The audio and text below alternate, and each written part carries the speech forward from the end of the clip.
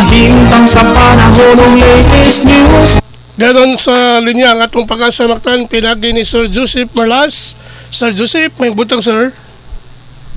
Maayong buntag usab, Sir Ariel, ug sa ato ang mga sukintig paminaw. Mao ni ato ang latest food update para sa mosunod nga 24 oras o karong adlaw Miyerkules. Si Typhoon Jenny nagsugod na paghinay, samtang nagsugod usab ni paglihok pa kasadpan, amyan ang kasadpan paingon diha sa habagatang bahin sa Taiwan. Ug sa ato ang latest nga data, himutang ang mata sa maong bagyo diha sa 270 kilometers silangan, amin ang silangan nga bahin sa Itbayat, Batanes.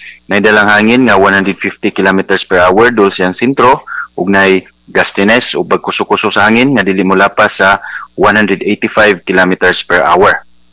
Kini mong bagyo naglihok pa kasadpan, amin ang kasadpan ug nay gipaspason nga 10 kilometers per hour. Og sa ato ang tropical cyclone wind signals, signal number 3 ang nakaisa karon sa northern portion sa Batanes, signal number 2 diha sa nahibiling bahin sa Batanes, apil na ang northern portion sa Babuyan Islands, samtang signal number 1 diha sa nahibiling bahin sa Babuyan Islands, northern portion sa mainland Cagayan, northern portion sa Apayao, ug northern portion sa Ilocos Norte.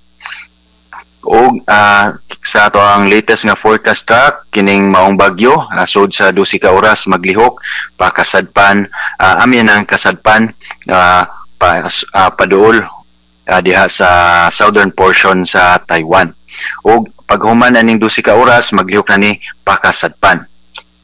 Og kining maong bagyo posibleng molandfall diha sa southern portion sa Taiwan ugma sa buntag.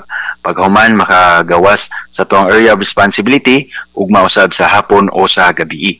Ug samtang naglihok ni diha sa paduol diha sa Kitaan, hinay-hinay usab ni nga magkahinay ayahang dalang hangin tungod aning kusog nga vertical wind shear dihang dapita ingon man aning masudlan aning uga nga hangin o dry air entrainment.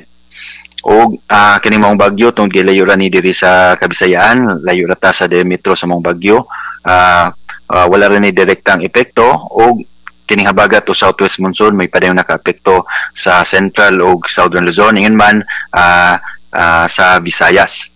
Mungsod sa 24 oras nay paghinay aning epekto sa habagat diri sa Visayas, mao ang tibuok Kabisayaan na makasinati aning fair weather condition, kasarangan apan init nga tempo sa panahon. O kung natay mga pagulan kini mga patak-patak ug mga lumalabay lamang sagad na sinati sa hapon o sa gabi.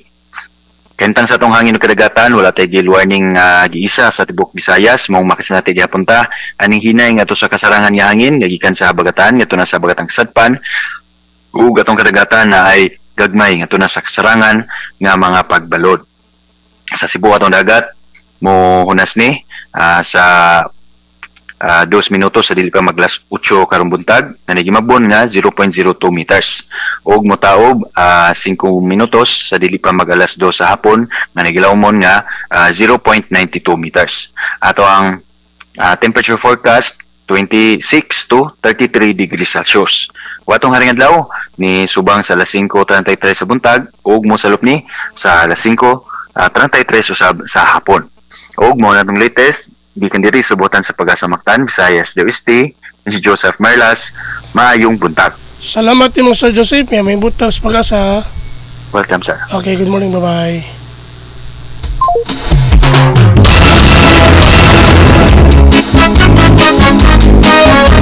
Salamat ni Sir Joseph Marlas ang atong widow specialist gikan sa Pag-asa-Mactan, naghatod sa atong kadagan sa kahimtang sa panahon nganing adlaw Miyerkules.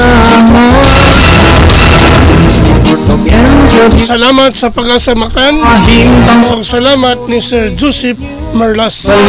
Mayong buntag kaninyong tanan.